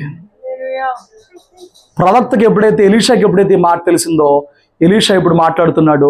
ఇక్కడ ఒక ప్రవక్త ఉన్నాడు కదా, దేవుని దగ్గర ప్రార్థన చేసి దేవుని జవాబుని నీకు చెప్పే, దేవుని ఆలోచన నీకు చెప్పే, నీ పక్షంగా రాజ్యం పక్షంగా ప్రార్థన చేసే ప్రవక్త ఒకడు ఉన్నాడు కదా, నువ్వు ఎందుకు కంగారు పడుతున్నావు? ఈరోజు చాలా మంది ఏదో ఒక వార్త విన్నప్పుడు, ఏదో ఒక పరిస్థితి ఎదురైనప్పుడు వాళ్ళు కంగారు పడుతున్నారు. నీకు దేవుడు లేడా? దేవుని జ్ఞానం బోధించే సేవకులు లేరా? నీకోసం చేతులెత్తే సంఘం లేదా? ఎందుకు భయపడుతున్నావు? ఎందుకు కంగారు పడుతున్నావు? ఎందుకు వేదన పడుతున్నావు? నీ భక్తి నీకు ధైర్యం పుట్టించట్లేదా? ఈ విషయం సేవకులకు తెలియపరుద్దాం, ఈ విషయం సంఘానికి తెలియపరుద్దాం. మన కోసం ప్రార్థన చేస్తారు, ఒక మాట చెబుతారు. ఏమండి, నీకు ఎలాంటి పరిస్థితులలో దైవజనుల్ని సంఘాన్ని ఆశ్రయించాలో కూడా ఈ రోజుకి జ్ఞానం లేకపోతే ఏంటి ఉపయోగం? ఏమండి, నీ పరిస్థితి ఎప్పుడైతే భయంగా మారుతుందో అప్పుడు నువ్వు మొదట దేవునికి ప్రార్థన చేయాలి, తర్వాత సేవకులకి ప్రార్థన సహాయాన్ని కోరాలి. ఇంకెందుకు సేవకులు ఉంది? దేవుడిని ఇంకెందుకు సేవకులు నియమించింది? వాళ్ళు మాట్లాడకుండా ఆపండి అమ్మ కాస్త. ఎలీషా అడుగుతున్నాడు, ఇజ్రాయెల్లో ఒక ప్రవక్త ఉన్నాడు కదా, ప్రవక్త ఉన్నాడనే విషయం నువ్వు మర్చిపోయి నువ్వెందుకు వస్త్రాలు చెప్పుకుంటున్నావు? వాడు నా దగ్గర రమ్మని నేను చూసుకుంటాను. హల్లెలూయా. ఇప్పుడు నువ్వు అనవసరంగా వస్త్రాలు చెప్పుకున్నట్టేగా, నువ్వు అందరి దృష్టిలో పిరుకోడి అయిపోయినట్టేగా. ఇప్పుడు నేను ఎవరిని నమ్మాలి? వీడు చిన్న వార్తగా భయపడిపోతాడు, వీడు చిన్న దానికి భయపడిపోతాడు. నువ్వు రాజు గదిలాంటి పనులు చేస్తే నేను ఎవరిని నమ్మాలి? స్తోత్రం చెప్పు. ఈ ఇజ్రాయెల్ రాజులో ఆహాబు కొడుకు భక్తి లేదు, అందుకే భయం. వీడు ఇజ్రాయెల్ రాజు, ఆహాబు కొడుకు, వీడికి అసలు భయభక్తులు లేవు. దేవుని సేవకుల మీద ఆధారపడాలి, దేవుని వేడుకలని కూడా తెలియతే ఇలా వస్త్రాలు చెప్పుకోవాల్సిన అవసరం వాడికి వచ్చేది కాదు. మరి నీ పరిస్థితి ఏంటి? చూడు, ఈ రాజు అతడు ధైర్యంగా నిలబడడానికి, ఆశ్రయం ఆధారం చేసుకోవడానికి అవకాశం ఉన్నా, వాడికి ఆధారం ఉన్నా, ఆశ్రయం ఉన్నా అనవసరంగా భయపడుతున్నాడు. మనకి ఆధారం ఉంది, మనకి ఆశ్రయం ఉంది, మనకి మన పక్షాన ఒక బలము అండ ఉంది. ఆయనే మన ప్రభువైన యేసుక్రీస్తు. నీకోసం ప్రాణం పెట్టిన దేవుడు నేను ఎప్పుడు కూడా ఓడిపోనివ్వడు. సిలువలో నీ పక్షంగా ఆయన చనిపోయింది. ఈ లోకంలో నువ్వు ఓడిపోవాలని, నువ్వు చేతగాని వానిగా మిగిలిపోవాలని కాదు. నీకు విరోధంగా రూపించబడిన ఏ ఆయుధము కూడా వర్ధిల్లదో. నువ్వు భయపడాల్సిన అవసరం లేదు. నీ ప్రభు వైపు చూసి ధైర్యంగా నిలబడితే చాలు. హల్లెలూయా. నీకు పిచ్చి పిచ్చి ఆలోచనలు వచ్చినప్పుడు తీసుకెళ్లి ప్రభు దగ్గర, అయ్యా నాకు ఎందుకో ఇలాగ అనిపిస్తుంది, ఈ ఆలోచన ఒకవేళ అది దుష్టుని ప్రేరేపణ అయితే, అనవసరపు భయం అయితే, నాలో నుంచి భయం తీసేమని ప్రార్థన చేయాలి. కనీసం ప్రార్థన చేయాలి. హల్లెలూయా. కాబట్టి చూసుకో నీ యొక్క జీవితంలో ఏం చేస్తున్నావు. ఈయన ఎవరో చూడు అమ్మా, ఎలా చెప్తున్నావు ఏలియా అని అంటున్నాడా? చూడండి, ఏలియా కొన్ని పరిస్థితుల్లో అటు పక్కన మనిషి అంత గట్టివాడు అంత గట్టి పరిస్థితులు వస్తాయి. ఎంత చెట్టుకి అంత గాలన్నట్లుగా చిన్నవాడి జీవితంలో చిన్న సమస్య వస్తే ఇదేముందిలే అని నువ్వు అనుకుంటే నీకు అది రాదు. నీకు అంత గట్టిగా, నువ్వు ఎంత గట్టివాడో అంత గట్టిది వచ్చింది. నీకు ఎంత గట్టిది వచ్చినా దేవుని మీద ఆనుకుంటే తప్ప నువ్వు జయాన్ని పొందుకోలేవు. చూడు, ఇక్కడ ఏలియా చెట్టు కింద కూర్చున్నాడు, బాధపడుతున్నాడు, భయపడుతున్నాడు. ఆ వచనం ఒకసారి చదవని చూడండి, నోట్ చేసుకోండి. 1 రాజులు 19:4. తాను ఒక దిన ప్రయాణము అరణ్యములోనికి పోయి ఒక బదరీ వృక్షం క్రింద కూర్చుండి మరణాపేక్ష గలవాడై యెహోవా నా పితరుల కంటే నేను ఎక్కువ వాడను కాను, నా పితరుల కంటే ఎక్కువ వాడను కాను, ఇంత మట్టుకు చాలును, నా ప్రాణము తీసుకొనుము. ఇంత మట్టుకు చాలు. ఎందుకు ఇంత మట్టుకు చాలు అంటున్నాడు? విషయం ఏంటంటే ఆ రోజున ధైర్యంగా నిలబడింది ఈయనే. ఆకాశం మూయబడేలాగా చేతులెత్తి ప్రార్థన చేసి ఆకాశం నుంచి మంచైనా వర్షమైనా పడకుండా దేవుణ్ణి వేడుకుంది ఈయనే. 300 సంవత్సరాల కరువు తర్వాత మళ్ళీ వచ్చి ప్రార్థన చేసి మొదట ఆకాశం నుంచి అగ్ని దింపింది ఈయనే. 450 మంది బయలు ప్రవక్తల్ని, 400 మంది అషేర ప్రవక్తలని ఖడ్గంతో చంపినవాడు ఈయనే. ఇన్ని చేశాడు కదా. ఒక్క మాట అతనికి భయం పుట్టించింది. కొంతమంది ఎంతో భక్తి చేస్తారు, కానీ ఒక్క మాట వచ్చినప్పుడు దేవుని వైపు చూసి ధైర్యపడటానికి ముందుకు రాలేరు. ఈయన అంటున్నాడు, అమ్మో, ఆహాబం ధైర్యంగా ఎదుర్కొన్నాడు, ఇజ్బేల్ అంటే భయపడిపోయాడు. ఈ సంఘటన తర్వాత అతడు దేవునితో మాట్లాడతానికి వెళ్తాడు. వెళ్ళి ఎందుకు నువ్వు బాధపడుతున్నావు అని చెప్పి ఇందులో అడిగితే, రోషం కలిగింది నేను అక్కడనైతే నన్ను కూడా చంపేస్తారంట ప్రభువా, వాళ్ళు చంపడం ఎందుకు, నువ్వే చంపే అంటున్నాడు. విషయం ఏంటి చెప్పనా? దేవుడు అసలు ఇతనికి చావే నియమించలేదు. అతను ఊహించుకుంది ఏంటి చెప్పనా? ఎప్పటికైనా వచ్చేసావు, ఇప్పుడే వస్తే బాగుండు. దేవుడు ఊహించింది ఏంటి చెప్పనా? అసలు ఏలియా చావద్దు, చనిపోయాడు అతను. నీ ఊహేంటి, దేవుని ఊహేంటి? నీ ఆలోచన ఏంటి, దేవుని ఆలోచన ఏంటి? దేవుని వాక్యం సెలవిస్తుంది ఏమండి, భూమి కంటే ఆకాశం ఎంత ఉన్నతముగా ఉందో తన యందు భయభక్తు వారి పట్ల అంట ఆయన కృప, ఆయన తలంపులు కూడా అంత అధికముగా ఉంటాయంట. నీ తలంపులు భూమి అంత అయితే ఆయన తలంపులు నీ పట్ల ఆకాశం అంత ఉంటాయంట. నా మాట మీకు అర్థమవుతుందా? నీ గురించి నువ్వు రేపు ఏమి ఆలోచన చేసుకోలేని పరిస్థితిలో, నీవు రేపటి గురించి ఆలోచన చేయలేని పరిస్థితిలో ఉంటే నీ జీవిత కాలం అంతటి గురించిన ఆలోచన దేవుని దగ్గర ఉంటుంది. నీకు రేపేంటో తెలియకపోవచ్చు, నీ జీవితం అంతా ఏంటో ఆయనకు తెలుసు. నా మాటలు మీకు అర్థమవుతున్నాయా? ఈయన అంటాడు, చంపేస్తానందంటే యెజబెల్ మామూలుగా చంపేస్తుంది కదా, ఒక ప్రవక్తన ఉండి ఇంతకాలం బతికి, ఇంత రోషంగా బతికి దాని చేతిలో చావడం ఎందుకు, దేవుడేమో తీసుకెళ్ళిపోవచ్చు కదా అంటున్నాడు. దేవుడు అంటున్నాడు, నేను తీసుకెళ్తాలే కానీ యెజబెల్ నిన్ను చంపదు. నువ్వు అభిషేకించే రాజుల మూలంగా, నువ్వు అభిషేకించే ప్రవక్తల మూలంగా యెజబెలు ఆహాబు కుటుంబమే చచ్చిపోతారు. ఇప్పుడు ఈయన యెజబెల్ చేతిలో చచ్చిపోతాడంట, ఈయన మూలంగా అభిషేకించబడిన వారి చేతిలో యెజబెల్ చచ్చిపోద్దంట. నువ్వు తొందరపడి భయపడుతున్నావు కదా, నువ్వు తొందరపడి భయపడుతున్నావే కదా. స్తోత్రం చెప్పు. ఆ 19వ అధ్యాయం అంతా ఏడుస్తాడు. 40 రోజులు ప్రయాణం చేస్తాడు, అక్కడి నుంచి ఆ కొండ మీదకి వెళ్తాడు, అక్కడ ఏడుస్తాడు, గుహలోకి వెళ్తాడు, అక్కడ ఏడుస్తాడు. తీరా దేవుని వాక్కు వచ్చినప్పుడు నువ్వే చంపే. నా మాట చాలా జాగ్రత్తగా విను. క్రైస్తవుడు అన్నవాడు ఏ రోజు కూడా చావు గురించి ఆలోచన చేయాల్సిన అవసరం లేదు. నువ్వు అడగక్కర్లా, నువ్వు గోల్ చేయక్కర్లా. నిన్ను అడగకుండా నీ జన్మదినం నిర్మించిన దేవుడు, నువ్వు అడగకుండా, నిన్ను అడగకుండా నీ యొక్క మరణదినం ఎప్పుడో ఆయన నిర్ణయించి పెట్టాడు. ఈ లోపున్న జీవితం ఎలాగున్నా ఆయన వైపు చూస్తూ, ఆయన మీద ఆధారపడుతూ నువ్వు ముందుకు వెళ్తే మంచిది. స్తోత్రం చెప్పు. ముందుకు వెళ్ళడం ఆశీర్వాదం. ఈ రోజు నీ పరిస్థితి ఇలాగుందనుకుని నువ్వు ఆగిపోయావా, రేపున్న మంచి రోజును చూడలేవు. ఈరోజు ఒక చెడ్డ నిర్ణయం తీసుకున్నావా, కొందరు ఇల్లు వదిలిపెట్టి పారిపోతున్నారు, కొందరేమో ఏమండి ఎక్కడికో అసలు అడ్రస్ లేకుండా మొత్తం వదిలేసి వెళ్ళిపోతున్నారు, కొందరేమో సూసైడ్ చేసుకుంటున్నారు. నువ్వు కంగారేం పడక్కర్లా. మనిషి ఆయుష్ ఎలాంటిదండి, నీటి ఆవిరి, నీటి బుడగ లాంటిది. ఇంతలో కనబడితే అంతలో నువ్వు కంగారు పడక్కర్లా. ఏ పరిస్థితుల్లో ఉన్నావో ఆ పరిస్థితుల్లో పూర్తిగా దేవుని మీద ఆధారపడు. హల్లెలూయా. నువ్వు ఊహించని గొప్ప మేలులు, నువ్వు ఊహించని గొప్ప ఆనందాలు దేవుని జీవితంలో నిర్ణయించి ఉంచాడు. ఈయన మరణం అనుకున్నాడు, మరణమే లేకుండా అగ్ని రథాల మీద పైకి వెళ్ళిపోయిన వాడిగా ఈయన ఉన్నాడు.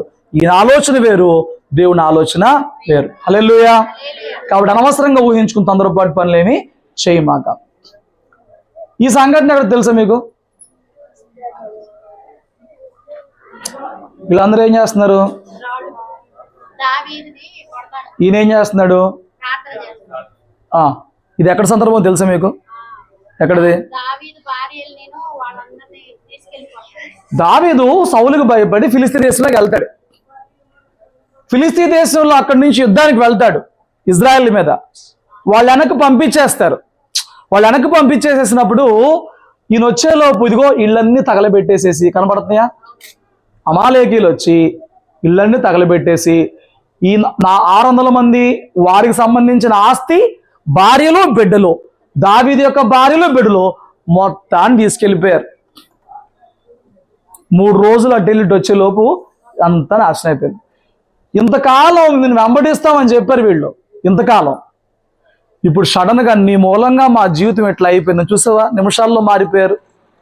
ఇంతకాలం మా బ్రతుకంతా నువ్వే అన్నారు దావీదుని వీళ్ళు.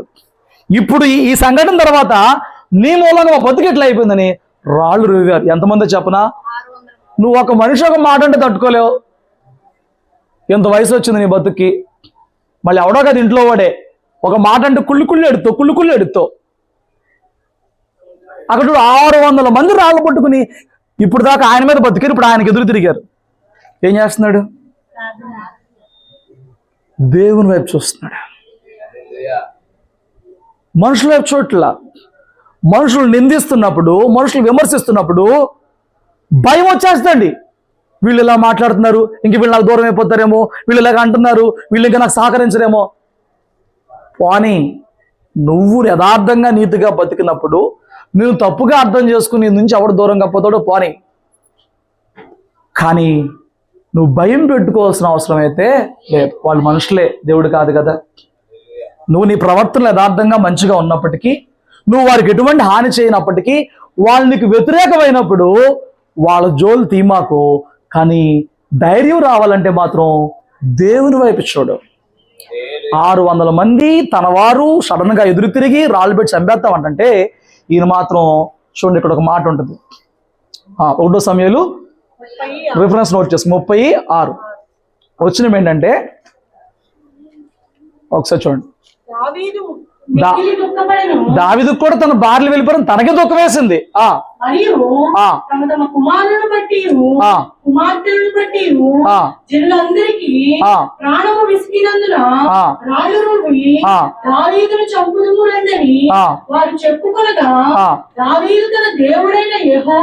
దావీదు తన దేవుడైన యెహోవాను బట్టి. ఈ రోజు నీ ధైర్యము మనుషులు అవ్వకూడదు. ఈ రోజు నీ ధైర్యము డబ్బు అవ్వకూడదు. ఈ రోజు నీ ధైర్యం నీ ఉద్యోగం అవ్వకూడదు. ఈ రోజు నీ ధైర్యం నీకున్న ఆరోగ్యం అవ్వకూడదు. ఇవన్నీ స్థిరంగా ఉండవు, గుర్తుపెట్టుకో. ఈ రోజున్న జాబ్ రేపు ఉంటుంది అనుకుంటున్నావా? ఈ రోజు నీ పక్కన ఉన్న మనుషులు రేపు ఉంటారు అనుకుంటున్నావా? ఈ రోజున్న నీ ఆరోగ్యం రేపు ఉంటుందా? ఈ రోజు నీ చేతుల్లో డబ్బులు రేపు ఉంటాయా? నీ ధైర్యం అయితే ఈ రాత్రి నువ్వు పశ్చాత్తాపడు. ఎందుకంటే అవి శాశ్వతం కాదు. వాటిని చూసుకుని నెమ్మదిగా పడుకుంటాకు లేదు. 600 మంది ఎదురు తిరిగి రాళ్ళు పెట్టి కొట్టేటప్పుడు కూడా అతను ధైర్యంగా ఎలా ఉన్నాడంటే దేవుడైన యెహోవాను బట్టి. నీ ధైర్యం ఎవరు? ఏమండి? భర్త ఒక మాట అంటే తిండి మానేత్తం, పుట్టింటికి వెళ్ళిపోవడం. అన్నయ్య భర్తే కదా అన్నయ్య. ఏమంటాడు అన్నయ్య? ఏం చేస్తాడు? కోపలు అనేస్తారండి. ఏమీ చేయలేరు. నేను అట్లా చేస్తా ఇట్లా చేస్తా అంటారు. వాళ్ళు అన్నంత మాత్రాన్ని ఏ పని కూడా చేయలేరు. ఏదో అన్న ఒక మాట అన్నాడని, తమ్ముడు ఒక మాట అన్నాడని, వాళ్ళు ఒక మాట అన్నారని నువ్వు ఎందుకు అనవసరం గాబరా భయపడిపోతావు? నీ దేవుడు నీకేమన్నా చెప్తే దాని గురించి ఆలోచించే. నీ దేవుడు నీకేమన్నా కీడు బయలుపరిస్తే, దేవుడు రాత్రి కల్లో ఏమన్నా నీ తప్పు గురించి గద్దిస్తే దాని గురించి భయపడు. ఇవాళ తిట్టినోడు రేపు పొగుడతాడండి. ఇవాళ పొగిడినోడు రేపు తిడతాడు కూడా. అసలు మనుషుల మాయలో పడమాక. పరిశుద్ధ మాట విన్నావా? మనుషుల మాయలో పడమాక. పొగడే వాళ్ళతో జాగ్రత్త. వాడి నీ దగ్గర లాభం లేకుండా ఎవడు నువ్వు పొగడ్డావు. వాడు ఏదో ఆశించి నిన్ను పొగుడుతున్నాడు. ఈరోజు పొగిడినోడు రేపు తిడతాడు. అసలు తట్టుకుని చచ్చిపోతావు. అంతే జాగ్రత్త. మనుషుల ప్రశంసలు కాదు కానీ, మనుషుల వ్యతిరేకత కూడా కాదు కానీ, నీ ధైర్యం ఎప్పుడూ కూడా దేవుడే అవ్వాలి. అమ్మా నీలాంటోళ్ళు లేరమ్మా, నీలాంటి మంచోళ్ళు లేరమ్మా, నీలాంటి ప్రార్థనాపరులు లేరమ్మా, నీలాంటి సహాయం చేసేవాళ్ళు లేరమ్మా అని ఎవరైనా చెప్తే పొంగిపోమాక. జాగ్రత్త. ఏదైనా మాట దేవుడు చెప్తే అప్పుడు పొంగిపో. హల్లెలూయా. దానియేలుని నా ప్రియమైన వాడు అన్నాడు, దావీదుని నా హృదయానుసారుడు అన్నాడు, మోషేని నా ఇల్లంతట్లో నమ్మకమైన వాడు అన్నాడు. నిన్ను ఏమన్నా అంటే పొంగిపో, నా దేవుడికి నేను ఇలా ఉన్నానంట అని. మనుషులు ఏముందండి, ఒపీనియన్ మార్చేస్తారు. ఇవాళ ఒకలాగా ఉంటారు, రేపు ఒకలాగా ఉంటారు. వాళ్ళ గురించి ఎందుకు భయపడతావు? భయపడక్కర్లా. చూసుకో, నిన్ను అందరూ ఒంటరి చేసే రోజు ఒకటి ఖచ్చితంగా ఉంటుంది, ఇంట్లో వాళ్ళు పక్కలో భార్యతో సహా. కానీ నీకు ధైర్యం రావాల్సింది దేవుణ్ణి బట్టి. ఆమేన్. వాళ్ళనే మనము దూరం పెట్టక్కర్లా, వాళ్ళనే మనం సేపించక్కర్లా, వాళ్ళ శత్రువులుగా చూడక్కర్లా. రేపొద్దున మళ్ళా వాళ్ళే మనకి ఆ మిత్రులుగా దేవుడు మారుస్తూ ఉంటాడు. కాబట్టి నీ ధైర్యం ఎప్పుడూ కూడా దేవుడే అవ్వాలి, గుర్తుపెట్టుకో. ఈ మాట ఒకసారి చూడండి, హోషేయ 11 నోట్ చేసుకొని తీయక్కర్లా. బట్ ఈ సీన్ చూడండి ఒకసారి.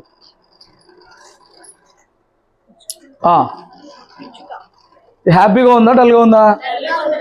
డల్గా ఉందా? చెప్పిందా మీకు? తెలుస్తుందా? డల్గా ఉంది. ఇది గువ్వ, మీరు పిచ్చుకుంటారు గువ్వ. వాస్తవానికి గువ్వ గురించి మాట్లాడట్లా, ఇజ్రాయెల్ జాతిని అంతటినీ కూడా గువ్వతో పోలుస్తున్నాడు దేవుడు. మీకు అర్థమైందా?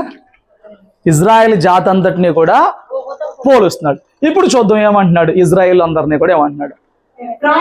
ఎఫ్రాయిము అంటే ఇజ్రాయెల్ని కొంతకాలానికి ఎఫ్రాయిం అని పిలిచారు అంతే.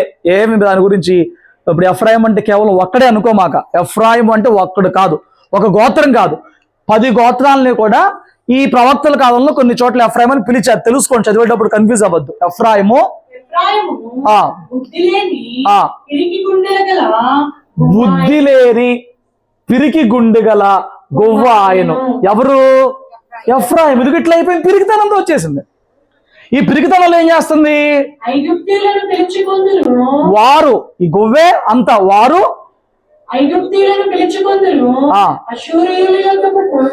విషయం ఏంటంటే, అర్థమవుతుందా? విషయం ఏంటంటే, వాళ్ళకి ఎప్పుడైతే భయము, యుద్ధ వాతావరణము ఇజ్రాయెల్కి వచ్చిందో, వీళ్ళు వాస్తవానికి ఏం చేయాలి? మా దేవుడు మా యుద్ధాలు చేసేవాడై ఉన్నాడు, సైన్యములకు అధిపతిగా మా దేవుడని యెహోవాయే ఉన్నాడు, ఆయన మా యుద్ధాలు చేస్తారు కదా అని చెప్పని వాళ్ళు దేవుడిని ఆశ్రయించాలి. కానీ బుద్ధి పోయింది. ఏమొచ్చేసింది? బుద్ధి ఉంటే, ధైర్యం ఉంటే వీళ్ళు ఆశ్రయించాల్సింది ఎవరన్నా చెప్పనా? తమ దేవుణ్ణి. ఈ రోజున క్రైస్తవులుగా ప్రతి వారం మందిరానికి వస్తాం, కానీ ఒక సమస్య వస్తే మనం మనుషుల్నే ఆశ్రయిస్తాం. అవునా కదా? నువ్వు ఒక సమస్య వచ్చింది, మొట్టమొదట సమస్య వచ్చినప్పుడు ఏం చేస్తావు? పక్కనుంటే పక్కన ఉన్నోడికి, లేకపోతే తీ ఇప్పుడు అర్జెంట్ ఫోన్ అక్కడ అర్జెంట్ ఆడు ఫోన్ చేస్తా. ఆడు ఏమైనా అయిపోయి పరిశుద్ధం మాట వినాలి. వాడు ఏమైనా అయిపోయి, వాడు బిజీగా ఉన్నాడా, వాడు బాత్రూమ్కి హడావుల్లో ఉన్నాడు, ఇడికి అనవసరం అన్నమాట. మాట్లాడాలని మొదలెడతారు. ఆడు ఎంటున్నాడు, తల బాదుకున్నాడు కూడా వీళ్ళకి తెలియదు. ఆడేం చెప్తాడు? వాళ్ళ లైఫ్ ఆడు చూసుకోలేకపోతున్నాడు. నువ్వు ఎవరికి ఫోన్ చేసి నా బాధ ఇది అంటున్నావు, వాడి బాధ వాడు మొయ్యలేకపోతున్నాడు, వాడి భారం వాడు మొయ్యలేకపోతున్నాడు. ఎవడో చెప్పుకుంటుంది ఈ బాధలు తీసుకెళ్ళి. ఏమండి, వీళ్ళకంట ఈ పిరిగి గుండు మూలంగా మనం యుద్ధం గెలవలేము, మన వల్ల కాదని చెప్పని ఐగుప్తీయుల దగ్గరికి అశ్షూరుల జరిగింది ఏంటి చెప్పన? ఐగుప్తీయుల అశ్షూరీలే వీళ్ళని మింగేశారు. ఇదే విషయాన్ని ఇంకొంచెం వేరే ఒక బొమ్మలో ఇప్పుడు చూడు, ఓ పక్క ఐగుప్తు, ఓ పక్క అశ్షూరు అనమాట. ఏం చేస్తుంది గువ్వ? అటా ఇటా, వాళ్ళ సహాయం వీళ్ళ సహాయం, వాళ్ళ సహాయం వీళ్ళ సహాయం, ఎవరి సహాయం అందలా. వాళ్లే గువ్వను మింగేశారు. ఈ ఇజ్రాయెల్ జాతిని వాళ్లే, అశ్షూరీలే. చివరికి ఇజ్రాయెల్ పతనం ఏమేమి తెలుసా? ఇజ్రాయెల్ పతనం ఎక్కడికి వచ్చింది చెప్పనా? అశ్షూరీలు వచ్చి ఇజ్రాయెల్ రాజుతో పాటు ప్రజలందరినీ కూడా తీసుకెళ్లిపోయి వాళ్ళు చెరపట్టు కొంతమంది తీసుకొచ్చి ఆ దేశంలో వదిలేశారు. ఈ గొవ్వేమో అశ్షూరీల మీద మనసు పెట్టుకుంది. జాగ్రత్త. నీ ఆపదలలో ఎవడి మీద ఆధారపడుతున్నావో, నీకు భయం వచ్చినప్పుడు ఎవడికి నీ గుట్టంతా చెప్పుకుంటున్నావో, నీ భయాల్లో నీ చరిత్ర అంతా ఎవడి ముందు పెట్టుకుంటున్నావో ఆడే నిన్ను మింగెత్తరు. జాగ్రత్త. ఎవరిని బట్టి ధైర్యంగా ఉండాలి? నోటి చెప్తా, నీ ఇంట్లో సమస్య వస్తే గుట్టు చప్పుడు కాకుండా ఉండాలి. నీ ఇంట్లో బాధ వస్తే పొరుగువాడికి కూడా తెలియకూడదు. నీ జీవితంలో సమస్య వస్తే నీ పొరుగువాడికి పొరపాటును తెలియకూడదు. ఎందుకు చెప్పనా? వాడు ఆనందపడతాడు, వాడు సలహా ఎత్తున్నట్టుగా బళ్ళప్పేస్తాడు. వాడు సలహా ఎవరికి చెప్పాలో చెప్పనా? బుద్ధి ఉంటే, ఏమన్నా దేవుని పట్ల విశ్వాసం ఉంటే ధైర్యంగా ప్రభువుకి ప్రార్థన చేయి. ఏమంటే ప్రార్థన చేసేటప్పుడు ఏదో చెప్పమన్నారు కదా అని చెప్పని ఫోన్ పక్కన పెట్టుకుని చిన్న ప్రార్థన చేస్తాను, అవంగాని చిట్టక్క చేసి చెప్పుకుంటానని చెప్పని, ప్రభు ఈ సమస్య వచ్చింది నాయన, ఈ సమస్యలు నువ్వే కాపాడు నాయన అని చెప్పి ప్రార్థన చేసేసి దేవుడు చెప్పేశాను కదా అని చెప్పని మళ్ళీ ఫోన్ తీసుకుని చెప్పకూడదు. నువ్వు దేవునికి ఏ నమ్మకంతో చెప్పాలంటే, ప్రభువా నాకు ఈ సమస్య వచ్చింది, నేను మనుషుల ఎవరికి చెప్పట్లా, నీకు చెప్తున్నాను, ఏం చేస్తావో నాకు తెలీదు, నువ్వే చేయి, నాకు ఆలోచన నువ్వే పుట్టించు. నమ్మకంగా నిజంగా ఒక స్నేహితుడికి చెప్పి అప్పచెప్తే ఎలా ధైర్యంగా ఉంటావో అలా ప్రార్థన నీ దేవుడికి అప్పచెప్పినప్పుడు నువ్వు ఊహించిన దానికన్నా గొప్ప కార్యాలు దేవుడు నీ జీవితంలో చేస్తాడు. హల్లెలూయా. నా మాటలు మీకు అర్థమవుతున్నాయి అండి? ముగిచ్చేస్తాను, ఒక 4-5 నిమిషాలు ముగిచ్చేస్తాను. ఎఫ్రాయిము బుద్ధి లేని పిరికి గువ్వ అయిపోయిందంట. ఈరోజు నువ్వు కూడా ఇంతగా మందిరానికి వస్తున్నా, ఇంతగా ప్రార్థనలకు వస్తున్నా, ఇంతగా ఉపవాసాలు ఉంటున్నా, ఇంతగా దేవుని అమూల్యమైన వాగ్దానాలు వింటున్నా, బుద్ధి లేకుండా పిరికి గుండె అయిపోయి పిచ్చి పిచ్చి వాటికి భయపడిపోతున్నావేమో. నువ్వు భయపడాల్సిన అవసరం దేనికి కూడా లేదు. భయాన్ని పిరికితనంగా మార్చుకోవాల్సిన అవసరం లేదు. హల్లెలూయా. ఆయన ఎవరో తెలుసా? మోషే అంటారా? ఎలా చెప్తున్నారు మోషే అనే హోషు అనే?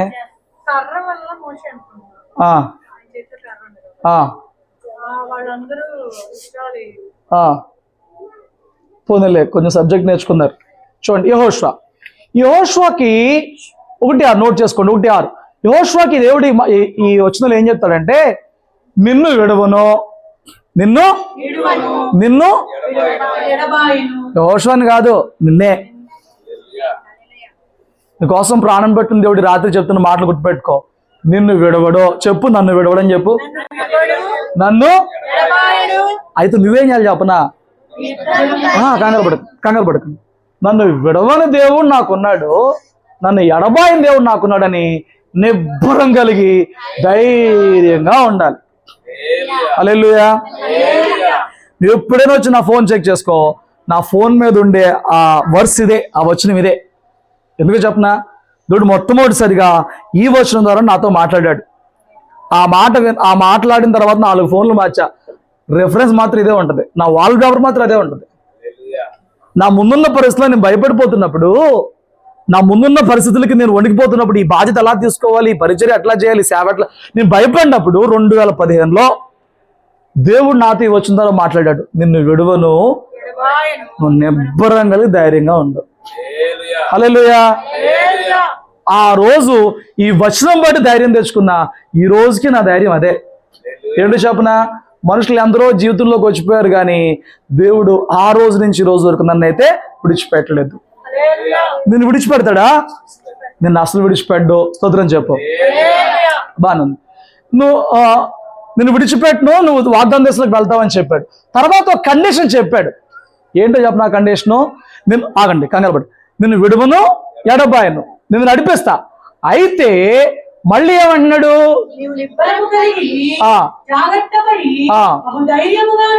ప్రతి క్రైస్తుడు కావాల్సింది అదే. నిన్ను అసలు దేవుడు విడవడు, ఎడబాడు. నువ్వేం చేయాలి చెప్పనా? భయానకమైన పరిస్థితుల్లో కూడా దావీదు ధైర్యం ఎక్కడి నుంచి తెచ్చుకున్నాడు?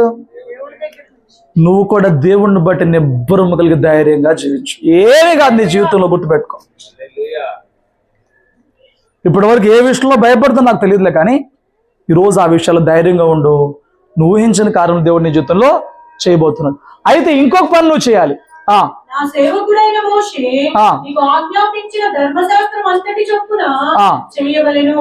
నీవు నడుచు ప్రతి మార్గమున చక్కగా ప్రవర్తించినట్లు నీవు దాని నుండి కుడికి గాని ఎడమకు గాని తొలగకూడదు. ఈ ధర్మశాస్త్ర గ్రంథమును నీవు బోధింపక తప్పిపోకూడదు. దానిలో రాయబడిన వాటన్నిటి ప్రకారము వాటన్నిటి ప్రకారము చేయుటకు నీవు జాగ్రత్త పడినట్లు ఆ, దివారాత్రము దాన్ని ధ్యానించి ఆ. ఈ మార్గమును వర్తిల్ల చేసుకొని చక్కగా ప్రవర్తించడము. చూడు, దేవుడు నీకు తోడై ఉంటాడంట. కానీ నువ్వు చేయాల్సిన ఒకటి ధైర్యంగా ఉండాలి. రెండు, ఆయన వాక్యమును లేదా ఆయన ఆజ్ఞలను చదివి పాటిస్తూ ఉండాలి. నేను స్టార్టింగ్ చెప్పింది అదే. వాక్యం వింటే సరిపోదు, గంట చెప్పా ఇప్పుడు దాకా నుంచుని. వింటే సరిపోదు, పాటించాలి. ఇప్పుడు వినేసి రాత్రి ఒక వార్త వినంగానే నాకు భయం వచ్చిందండి. ఎందుకు వచ్చింది నీకు భయం? నువ్వు నిబ్బరం కలిగి ధైర్యంగా ఉండు. నువ్వు ఇంకా చేయాల్సింది ఆ మార్గం. నువ్వు దేవుని వాక్యంలో చక్కగా ప్రవర్తించావా? ఎవరు దేవుని వాక్య ప్రకారంగా జీవిస్తున్నారో వారిని అసలు దేవుడు విడిచిపెట్టడు. ఈరోజు నువ్వు దేవుడు నాకు తోడై ఉన్నాడని చెప్పుకుంటూ దేవుని వాక్యాన్ని గాలికి వదిలేస్తే దేవుడు నిన్ను గాలికి వదిలేస్తాడు. ఎందుకంటే వాక్యమే దేవుడై ఉన్నాడు. నేను తోడై ఉంటానని చెప్పి కండిషన్ అని చెప్పాడు. నువ్వు చక్కగా ధర్మశాస్త్రము చదువుతూ ఇందాక చెప్పానే, ఇవాళ బైబిల్ తీసావు, మళ్ళీ ఎప్పుడు తీస్తావు? ఈ వారం అంతా ఎలా జీవిస్తావు? నీ దేహానికి ఆహారం ఎట్లాగో నీ ఆత్మకు అనుదినము ఆ వాక్యం అనే ఆహారం భుజించి నీకు ప్రవర్తించడం నేర్చుకోవాలి కదా. ఎవరైతే దేవుని వాక్యానికి విలువిచ్చి దాన్ని చదివి దాన్ని పాటిస్తారో వారికంటే ఆయన తోడుగా ఉంటాడంటండి. హల్లెలూయా. నీకు దేవుడు తోడుగా ఉండాలనంటే వాక్యాన్ని చదువు, దాని ప్రకారంగా పాటించు.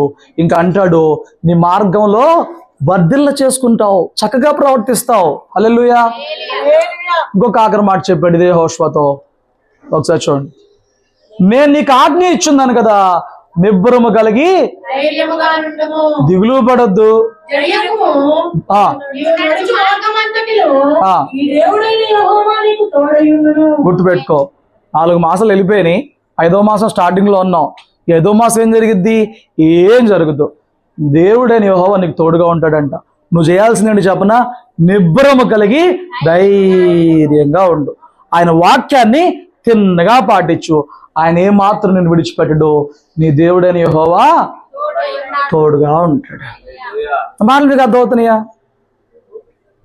దావీదు ఎలాగైతే చుట్టూ భయంకర పరిస్థితుల్లో ధైర్యంగా నిలబడ్డాడో, ఎవరు దేవుని వాక్యమును పాటిస్తారో, ఎవరికి తమ దేవుడిని యెహోవా తోడుగా ఉంటారో ఏమైనా అయిపోయి, పక్కన 1000 మంది బండి, కుడి పక్కన 10,000 మంది బండి, వాళ్ళు భయపడరు. ఎందుకంటే అపాయం నా దగ్గర రాదు.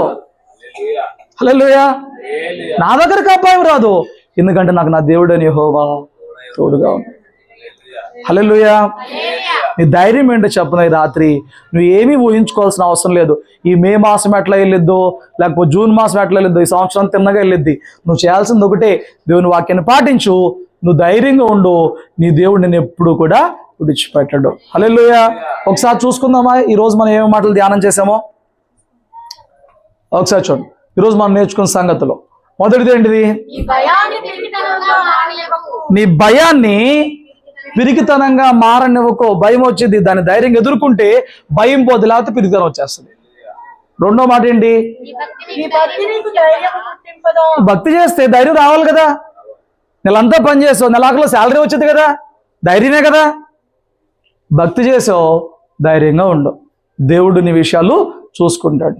ఇంకేం చూసుకుందాం? ఏలియా, ఓబద్యా, ఇశ్రాయేలు రాజు యొక్క అవసరపు భయం. అనవసర భయం. అక్కడ అసలు భయపడాల్సిన అవసరం లేదు. వాళ్ళు ముగ్గురు కూడా అనవసరంగా భయపడుతున్నారు. ఊహాజనిత భయాలు ఇవే. ఈ మూడే చెప్తున్నాను. ఏలియా అనవసరంగా భయపడుతున్నాడు. నువ్వే 850 మందిని చంపావు, నీ జోలికి ఎవడొస్తాడు? ఓబద్యా 100 మందిని కాపాడావు, భక్తి చేసావు, నిన్ను దేవుడు ఎందుకు వదిలేస్తాడు? ఇజ్రాయెల్ రాజు, నీకు ప్రవక్త ఉన్నాడు, దేవుడు ఉన్నాడు, ఎందుకు సిరియా రాజు నీ మీదకి వస్తాడు? వాడు రాసిన లెటర్ వేరు, నువ్వు భయపడేది వేరు. అనవసర భయాలు నీలో ఉన్నాయి, అవి తీసేసుకో. తర్వాత ఏంటి? దావీదు చుట్టూ పరిస్థితి భయంగా ఉన్న దేవుడే నీ ధైర్యం అయ్యాడు.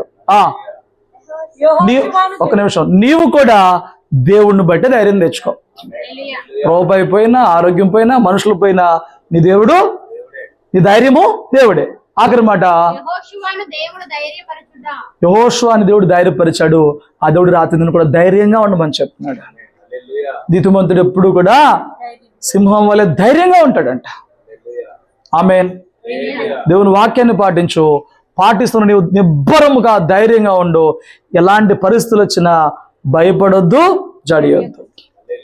వాళ్ళ కానాను చేర్చే వరకు వారికి తోడైన దేవుడు యుగ సమాప్తి వరకు ఈ సంఘానికి తోడుగా ఉంటుందని చెప్పిన వాగ్దానం చేశాడు.